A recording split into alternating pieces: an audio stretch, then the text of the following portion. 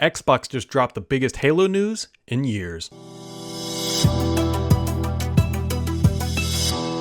It has been a minute since we've gotten some, I would say, positive Halo news other than Xbox coming in and kind of clearing house over at 343. And now that I'd say the dust has settled on Halo Infinite and that everything kind of behind them, the TV shows and everything else, we're starting to get a picture painted of what the future of Halo will be. And it is going to involve a smattering of new titles. Yes, new titles, multiple new games, a brand new engine, and a whole lot more. So Xbox this week, or I should say really this evening, depending on when you're listening to this, as I just did, released a long blog post that really starts to set the foundation of the new Halo era, right? There has effectively been the Bungie era, and then there was the 343 era, and now we're moving towards the Halo Studios era. And yes, you heard that correctly. So the name 343 Studios is dead. 343 is dead.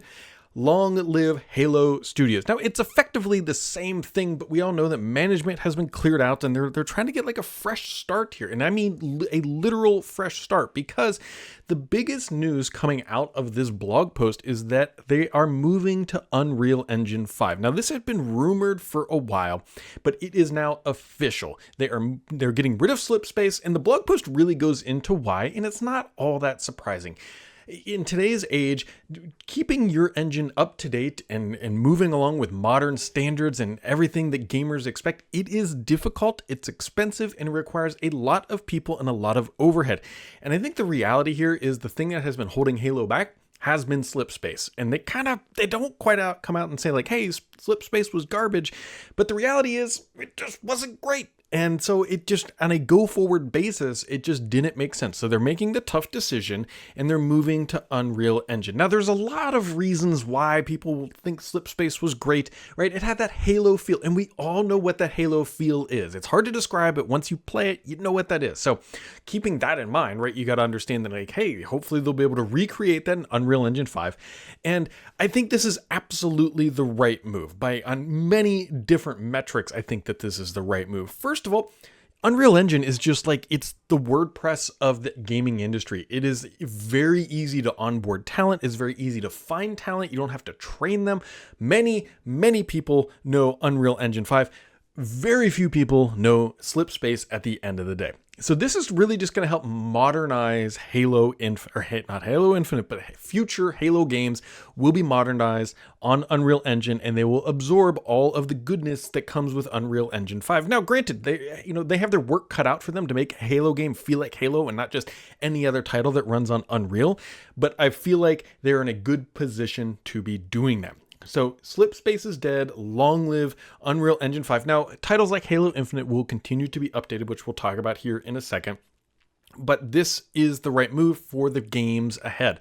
Yes, that's right. They announced games. They are not giving us any deadlines or any details or really anything at this point, because it's like, hey, this is way too early. This is the start of the narrative. Things will slowly slip out, if you will. No, things will slowly, they're starting their story. Halo Studios is starting their storytelling to bring new titles to market, and they will do so on their own agenda and their own timeline. Of course, there's obviously timelines internal, but we don't know what they are externally as of yet.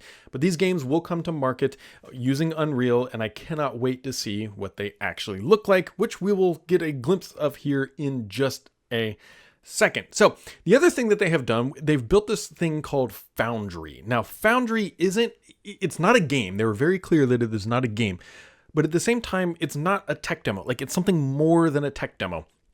So sometimes this is called a vertical slice. It's like a little snippet of each stage of a game, and it shows you a vertical slice of what the title would be like running a certain, to help people understand what the game is like, right? You got your first levels all the way up to the boss battle sort of thing. And maybe that is what they've built here. They've built a technical demo that is not a game, but it allows you to see the Halo experience, if you will, with Unreal Engine. So let's just dive into what that looks like. Now, this comes from a video that they posted, and I've hacked this all together. I've chopped it up. So in the video that they have on their website, on YouTube for that matter, their website, there's a lot of interviews and talking and other things that weren't really, I mean, they're relevant. They're extremely relevant. But this is Foundry. So this is what Halo VNext, I almost said Halo Infinite, Halo VNext could look like on Unreal. Now, there's a couple things to keep in mind because this is all flashy. This is all great. And it looks like, it looks like Unreal. It looks like the super high-end demos of what can be done. That's not all that surprising. Keep in the back of your brain here that we've also saw this stuff with Slipspace, right? But I think we can all agree that Unreal is much more tangible. It's much more real because Slipspace was locked inside of 343, only used by them. We never saw like other companies using it at the end of the day, which I also think is one of the reasons the demise of Slipspace at the end of the day. But we've seen other super high, super polished titles coming with Unreal, so it gives us reasonable belief that, hey, a Halo title built on Unreal could, I mean, look at that. Like, can you imagine like a Blood Gulch like redone in Unreal with this super high fidelity? Like that would be a warthog just, jumping through those dandelions and through the grass. And like, look at that. It looks great. Like this has me super amped, which it feels like the vicious Halo cycle that I love, where I get real excited, then you play it and you're like, oh, okay, maybe it's not quite there yet. But this looks different. This genuinely looks a bit different than what we have seen coming out of Halo because, well, at the end of the day, it's running on Unreal. So this is a huge milestone for Halo Studios. It's going to take me a second to get comfortable saying that, but Halo Studios they are doing the thing that needed to be done. And one of the things I think the reason why this has to happen is when Microsoft has this, like it's challenging as a business, as an Xbox entity to be like, hey, we have a game engine that can build top quality games. Should we abandon that? That is a tough conversation to have because that is IP. There is value associated with that, right? They probably had dreams of licensing Slipspace at some point, but the reality is that Unreal has taken the market. Unreal is the top dog. Yes, there's Unity and there's some other engines out there. I'm not discounting them, but if you're going to move, you should move to Unreal. Like that is sort of a de facto here at this point. And so I think Microsoft just said, look, we can't, Slipspace is holding us back. We don't think we can make any money licensing Slipspace. It's a burden to work with. Let's just do the thing that our gamer friends want us to do. And we're going to Unreal. And I think this is going to accelerate a lot of development and everything else that is going on with these titles. So I think these visuals look great. There's a lot of still images that were in the blog post that I have pulled out here, right? Master Chief and the sword, like that looks really good. Obviously, these are still images, so they're going to be high polished, right? They're not going to come out with something that's lacking detail or shadows or reflections or other sort of stuff. But these images look, I mean, they look great. That's the reality of it. And so the question becomes is what's the next Halo title going to be released? We don't have any idea on that.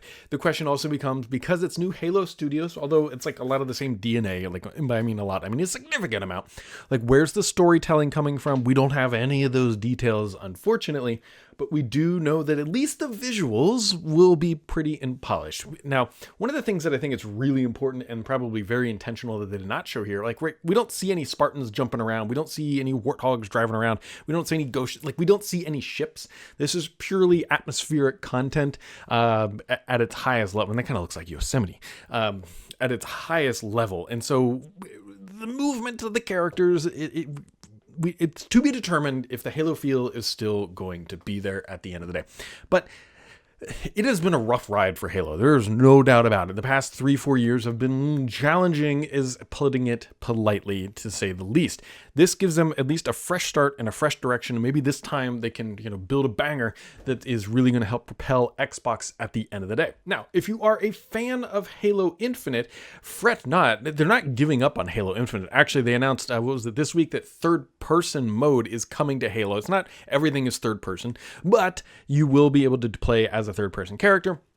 Which I know some people love. It's not my cup of tea, but that's perfectly fine. That's the beauty of all this, right? They have a playlist that says third person. There you go. Bada bing, bada boom. You can do whatever it is. I just think these visuals, like, look at the water. Like, I truly and genuinely hope that we can come back and look at this Foundry video and be like, yeah, they probably just took this and started making the game right from here, and this is what it's going to be like to play Halo Infinite. I think these are probably maybe slightly more polished than what we'll see, unless it's not running on some next-gen hardware, unless your Xbox Series X is going to be lit on fire trying to process all this, because, let's be optimistic and say it's 2 years. Your console is many years at that point, and like we might be 4 years. Like if they're just starting to work on this, that's next gen console territory. So there you go. That is the Halo news in a nutshell. As always, my friends, make sure to keep it subscribed here, because the only BS on this channel is me.